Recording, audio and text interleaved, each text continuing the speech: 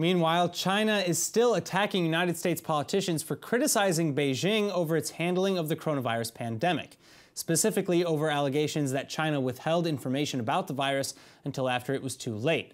In fact, the Chinese Foreign Ministry has dedicated most of its press briefings over the past week towards rejecting accusations made by Western politicians, especially Secretary of State Mike Pompeo.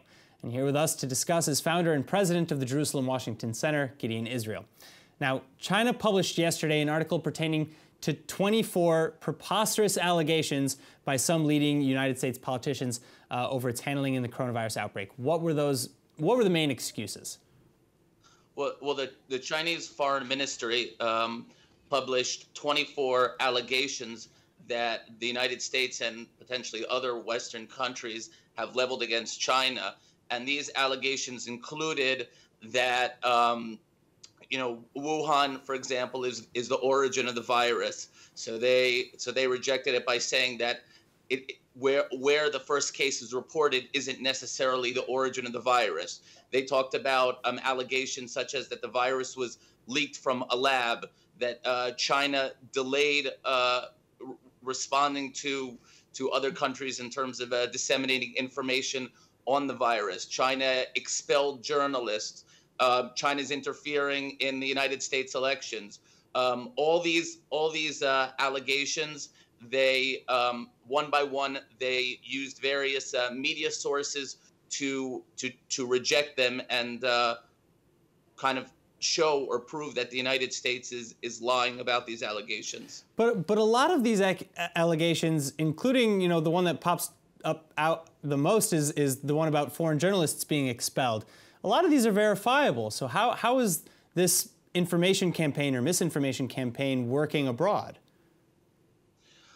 Well, China has been waging a campaign across the globe to persuade and in some cases to pressure other countries to say positive information about how China is dealing with the coronavirus. So we have examples of China approaching people in the German government and asking them to release positive statements.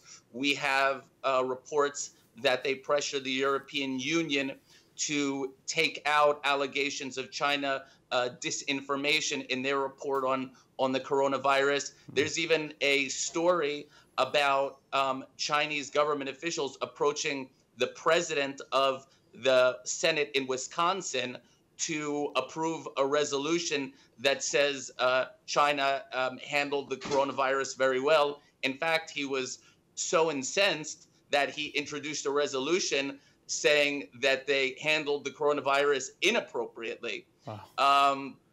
And there's also other allegations from Taiwan that China is pressuring the World Health Organization from allowing them to be part of the global summit on the pandemic. And of course, there's the most recent report that came from German intelligence where German intelligence alleges that in a conversation between China's President Xi and the World Health Organization's leader, Dr. Tedros, Xi requested that he delay spreading information about human-to-human transmissions from the virus, and also calling the virus a pandemic. All right. Well, it's going to be very interesting to see how this plays out into the future, especially in terms of implications with Israel. As you've said, it's had a lot of implications elsewhere around the world. Gideon, thank you so much for joining us. Thank you.